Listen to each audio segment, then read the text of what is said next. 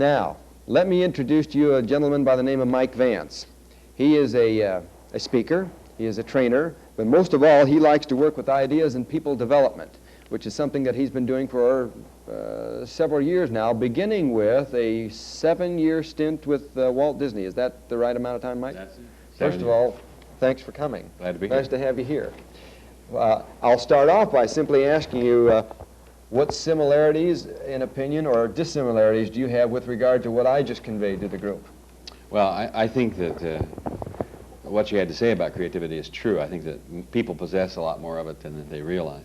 Of course, I also think that a lot of people have a lot of things deposited in their head that don't have any value.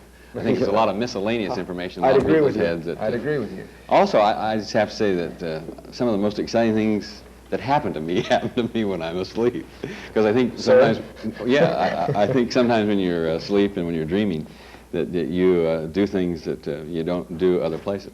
Here, let me interrupt for just a moment. So often I think, and I would think you would agree with this, that people think of creativity as related perhaps almost exclusively, at least in some cases, to the arts. Yeah. And of course one can be creative. That's the least important. Yeah, in love, one can be creative in Hopefully. Marketing, one can be creative. More people should be creative in love. One can be creative in management, Yeah. in raising children, in all kinds of areas of our lives. Well, I think creativity is making new things or rearranging old things in a new way. And I think the opposite of creativity is doing what I call getting caught in the tyranny of oddness. Slow down there. Say that. Getting caught in the tyranny of oddness, doing things because you... tyranny of oddness. Yeah, doing things because you ought to rather than because you want to. And I think when people get caught in the tyranny of oddness, what happens is they don't want to get out of bed in the morning because they know it will be like it was yesterday, because it was that way the day before, so they can prognosticate that's the way it'll be tomorrow. Okay. And so I think that really, you and I were talking about this, that most people die at age 59, most males, especially if they're in the management group. In our culture, you look at the actuary tables. I think if you're in television and advertising, it's 54. That you blow out the aorta, and especially if you're a jogger and just had a checkup at Mayo Clinic, you're doomed. You might as well carry a box around with you. And it's kind of tragic, because what happens is that in a culture where, you can't really know much until you're about 40 years old. I mean, the rate knowledge proliferates today.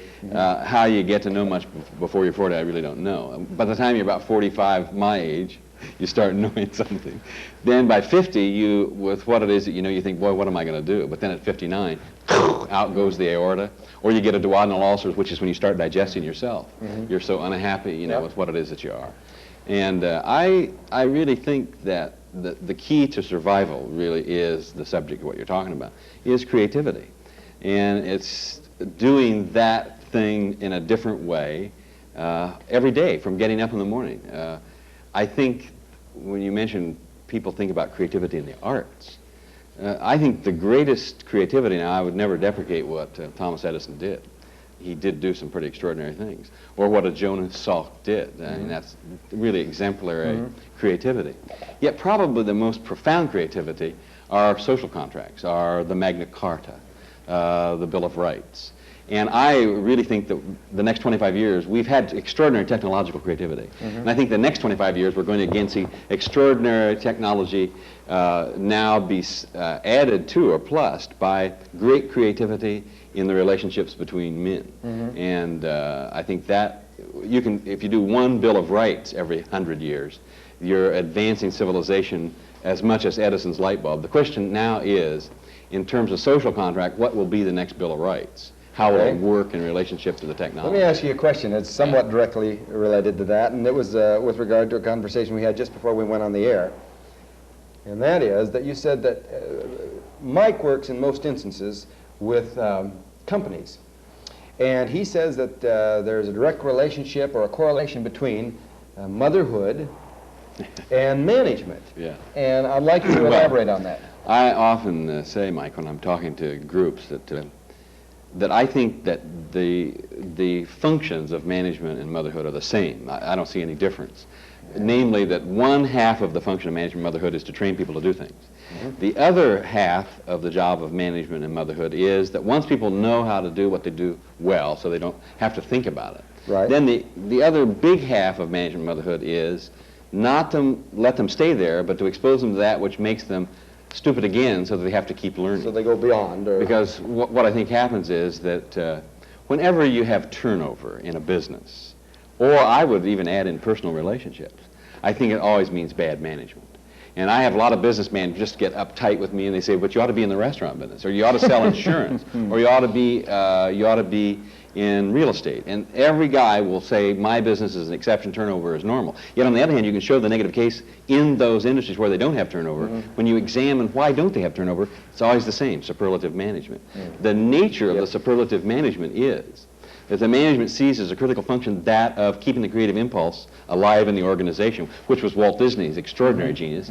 He would admit that he wasn't a great artist, but he was a genius in keeping creativity alive by continually exposing people to the next thing. To support this, you had mentioned that Walt would allow a man to grow to a certain level, and when he really became competent in that area, he would yank him and put him into a new area to give him another opportunity to struggle and swim and get more competent in that area and continue.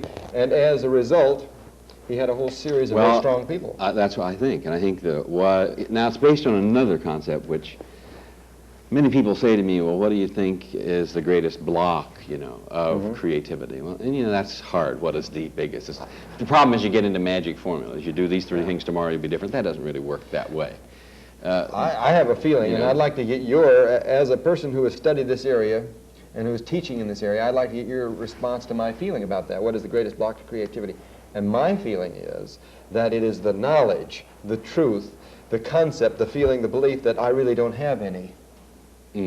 Well, I think that possibly could be a block. I think that, of course, a lot of people, again, say that and feel that way because I think it's true.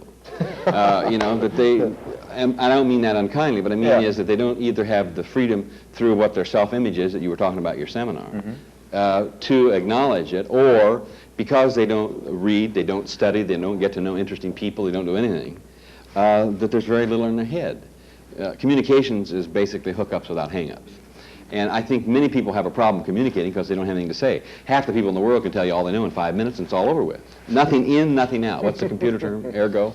Gigo. Gigo. Right. And Gigo. Yeah, that's right. I think that you should, and people criticize me for this, I think you ought to read 300 books a year. And, guys say to me, Mike, that's unrealistic. How can you read 300 books a year and run a McDonald's or whatever it is you're doing? And, well, I think most people don't because they don't read. They can read one word at a time, but they don't really have the speed reading technique of being able to look at a page and go on. And a lot of people say that's unrealistic. So I lowered it to 200. And then they said that's unrealistic, so I lowered it to 100. It still sounds like an awful lot of reading. 300. Now, and then you can read early in the morning because, you don't need much sleep. Sleep's the refuge of a muscle-bound mentality. A lot of people, sleep 7 or 8 hours. I can never understand it. They're rehearsing. Why don't they just get in a box and wait till it happens? But, most medical guys say if you're in lousy shape, maybe you need 6 hours. If you're in great condition, 4 hours and maybe 2 30-minute naps to get the alpha waves up. And then you got the rest of the time to read. I wake up about 5 o'clock in the morning. That's when I start reading. I read from 5 to 7. And now, if something better comes along at 6:30, I'll quit reading. Sir? I've got a bookmark where I can. All right. Let me ask you a question that, again, was triggered by our conversation just before the show, and that is having to do with putting up with incompetence. You say, elaborate. I don't think I need to. Well, I think that, of all the things you could say about what blocks creativity, making new things or rearranging the old new way, is one, evaluating things that you come in contact with every minute, every second, all day long. So I feel that the biggest thing, the men and women that I've known that have achieved high-level success, which I would define as the building and the maintaining of physical, intellectual, spiritual, psychological, and financial equity, and I think you need it in all of those. And as everybody probably knows that's listening to this show, that the easiest is to build financial equity. Because as the Treasury Department pointed out recently, 1 out of every 1,000 Americans is a millionaire, and the number's doubled since 1969. Staggering. And it's hard to. That means anybody can do it if that's an objective. It may not be an objective of theirs, I think, But I think incompetence is the biggest destroyer of creativity, obvious. Now, it's not sanctioning incompetence that I think favors the creative environment. Okay, now I want you to elaborate on that, but we've got a commercial, so we're going to come back in just a minute. So tune in with us in just one moment here, and we'll get back into this business of incompetence and the sanctioning of incompetence. Yes, come back. asking Mike Vance about his concept of, and I don't think necessarily it's yours, but the way in which you convey this message, and that is putting up with a certain amount of incompetence. Don't you think that it is done a great deal, and perhaps overly so? Well, I think that's the problem. I would say the most important thing to have high-level creativity is not to sanction incompetence at any time in anybody for any reason, period. High achievers, in my opinion, that's one of the things they do. Now, what I mean by that, by not sanctioning incompetence, is not to ignore it. Every superlative mother knows the worst thing she does is to ignore incompetence in her children. Because what she does, she sets them up for failure. And now, don't misunderstand, there are some types of incompetence you can tolerate. For a learning such as process. a learning process in a child, but you don't sanction it by acting as if she does it right. You're constantly performance appraising that you're not doing it right, and encouraging to go on. Some incompetence, though, you don't tolerate at all. Like each time the plane comes in, you want the gear down. Not once in a while, but every time. Right. And I think so but I think we are surrounded by incompetence. That's one of the most critical things. Now, if you decide I won't sanction incompetence, I think there are 3 or 4 things that go with it. One, you got to give people the right to fail, because you know there are no perfect people anyhow. Second, you got to give them a second, a third, or fourth, or fifth chance, depending on what your level of giving chances are. Third, you have to give people the right to change, because people do change every minute, every second, all the way till they die. And a lot of people say to me, you can't teach old dogs new tricks. I don't buy that. You can teach an old dog a new trick faster than any. You know why? Because an old dog appreciates a new trick. See, the only deal is it's got to be valid. It's got to be valid. You got to sometimes be willing to fight with him right down to the wire. But the most important of, if you don't sanction incompetence, is you then teach people how not to be incompetent, which is the job of management and motherhood, to teach others how not to be incompetent. If you had a single principle or thought or, if you will, bit of advice that you would like to offer an individual sitting there to live by in terms of growing, in terms of achievement, and as it perhaps relates to creativity, what would you say? Well, I would say to understand that there is no single principle to live by. I think that that is an error we often make, that there are 4 or 5 principles, and if you follow these principles tomorrow, everything will be different. The most important advice I could give is that there's no single principle to live by, that your whole life is attempting to discover all of those single principles, so that you have a philosophy of life rather than your life being a series of snapshots as a motion picture where everything hooks together through a philosophical thread. And that'd be my advice. I would have one other piece. I wouldn't call it advice, an observation, and that is to get plenty of recreation, but most people don't have any recreation. See, most people's recreation... physical recreation? Well, any kind of recreation. See, most people... Well, let me explain to you. Most people, recreation is decreating rather than recreating. Give an example of what I'm talking about. Well, see, to really have full recreation, you need to let your childhood dreams become your adult recreation if they're not your vocation.